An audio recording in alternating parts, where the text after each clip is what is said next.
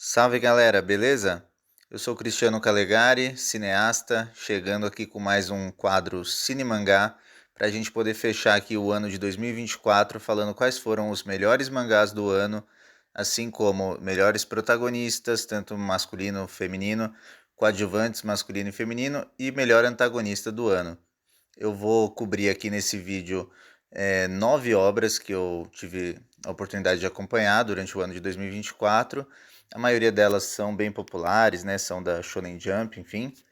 E aí eu vou passar delas do nono lugar até o primeiro lugar, sendo que entre os 5 primeiros eu vou fazer alguns destaques, né, pro melhor protagonista masculino, melhor protagonista feminina, assim como os coadjuvantes e antagonista e finalmente o melhor mangá de 2024, na minha opinião. Então vamos lá.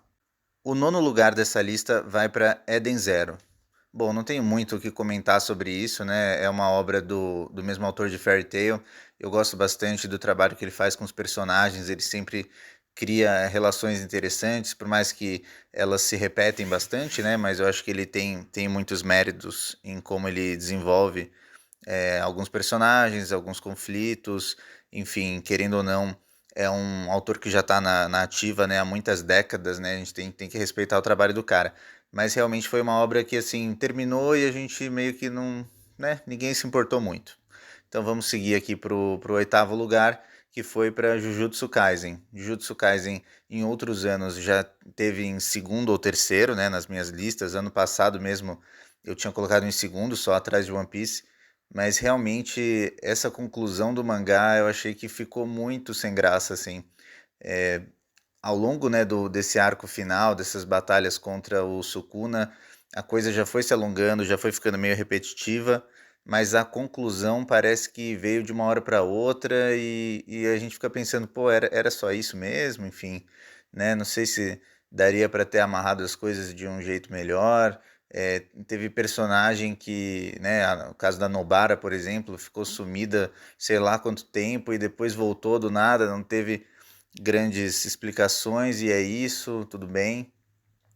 Enfim.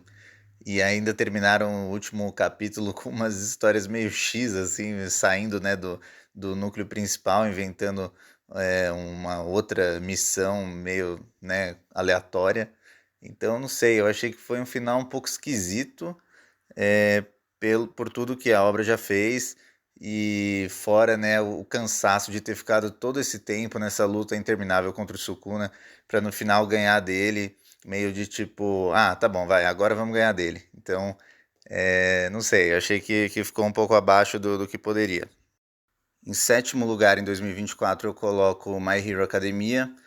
Eu acho que foi um mangá que teve seus altos e baixos, né, ao longo dos anos. Em determinado momento foi assim muito bom, estava muito no hype, principalmente lá atrás, né, quando teve a luta entre o All Might e o All for One. Aí depois tem o arco lá da Eri, né, também foi bem interessante com o Mirio. Depois lá da guerra, eu acho que deu uma caída. Eu acredito que o autor também se desgastou um pouco, também repetiu algumas coisas. Não sei se perdeu a coragem para fazer algumas decisões, né? Por exemplo, personagens que deveriam ter morrido e não morreram. E, enfim, e a conclusão, eu não acho que ela é ruim por si só, né? Do protagonista virar um professor, porque querendo ou não, o professor também é um tipo de herói, né? Mas não sei, eu acho que isso não vai um pouco contra a construção que foi feita desde o início, né? Eu acho que se ele tivesse trabalhado melhor isso ao longo de toda a obra, poderia ficar um final mais fechadinho. Mas também acho que tem um pouco assim da nossa do nosso costume aqui, né, ocidental, de querer ver o cara ser o primeiro lugar, né, ser o herói número um, porque aparentemente no Japão esse final foi muito mais bem recebido, né, do que aqui no Ocidente. Então, às vezes é um pouco da nossa expectativa mais do que a execução lá da obra, que para eles tá ok. Bom, e seguindo para o sexto lugar, eu coloco Boruto, que Boruto é uma obra que, assim, ela tá num ponto para mim que meio que tanto faz, assim, eu não acho que é ruim, mas também não acho que é muito bom. tem personagens interessantes, mas em geral são os personagens antigos, então coisas boas assim do Boruto às vezes tem a ver com o Naruto, mas aos poucos eles estão meio que forçando a saída desses personagens antigos, então tem que escantear eles, né? O Naruto, mesmo o Sasuke, né? É só alguns que ainda têm alguma relevância, mais o Shikamaru, né, que tá como Hokage, mas ainda assim eles estão tentando escantear esses personagens para ver se os novos brilham mais. Eu acredito que o personagem do Boruto tá tendo um crescimento, mas ainda assim eu acho que a geração dele não empolga tanto, né? Quanto eram aqueles 12 lá originais, né? De Konoha. Ainda mais se você contar com os três da areia, né? O Gaara, Temari e o Kankuro. Era muito mais empolgante aquela turminha lá de jovens do que essa galera do Boruto. Mas enfim, acho que é uma obra mediana que vai seguindo seu caminho aí. Na quinta posição eu coloco Hunter x Hunter, que é uma obra muito bem escrita pelo Togashi.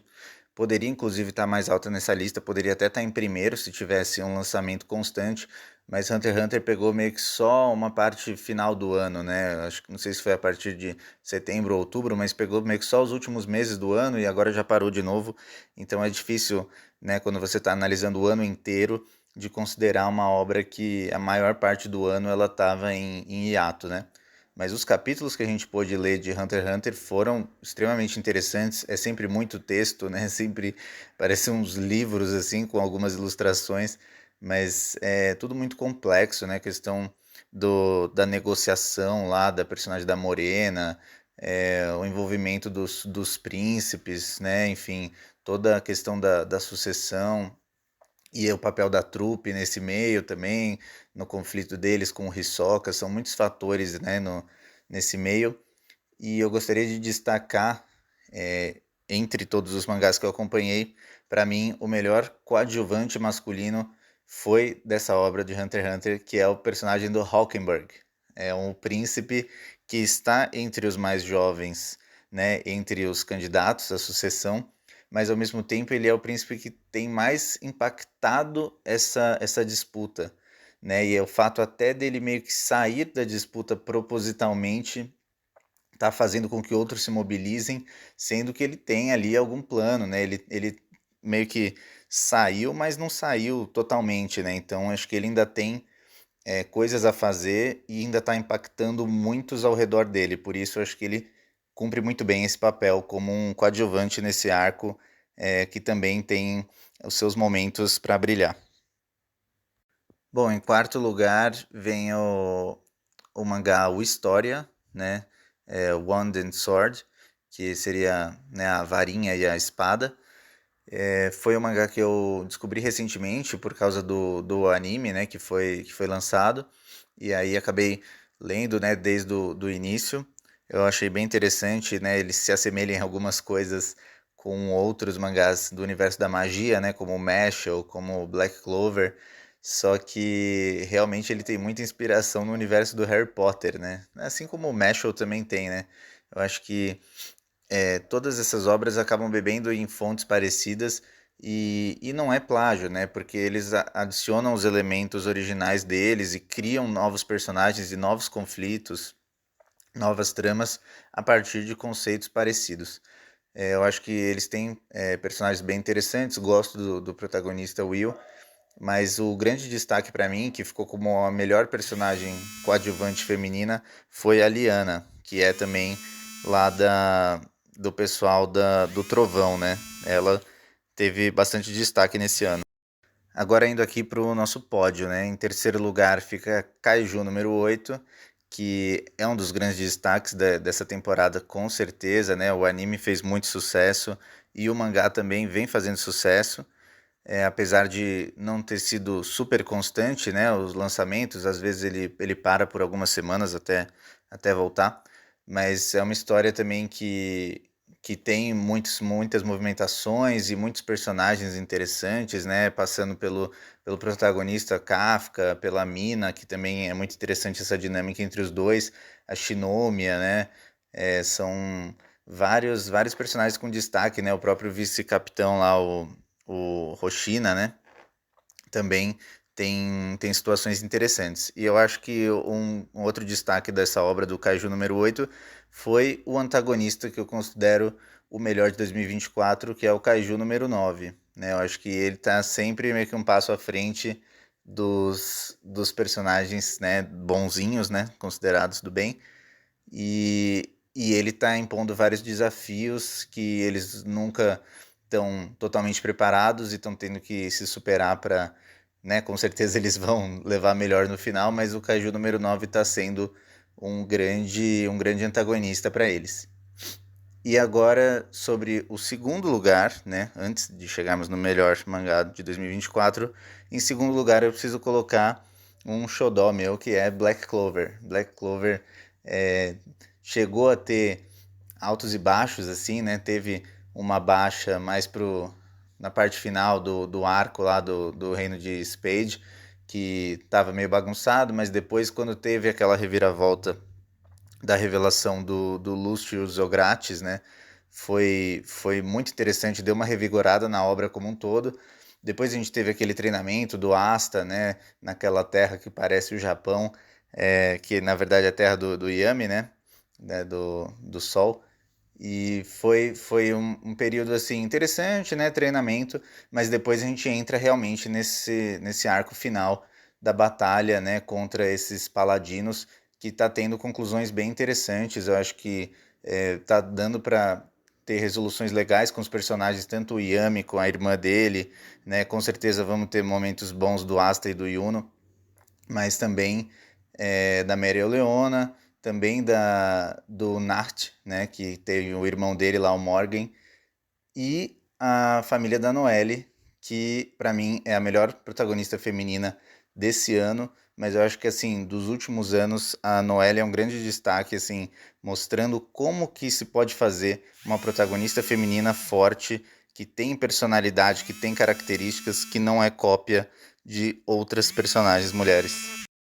E agora, finalmente, o melhor mangá de 2024, na minha humilde opinião, continua sendo One Piece, né? Acho que o One Piece, não sei se foi o melhor ano de One Piece, né? Acho que definitivamente não foi o melhor, mas ainda assim, mesmo quando o One Piece tá no ok, já é um nível muito alto, né?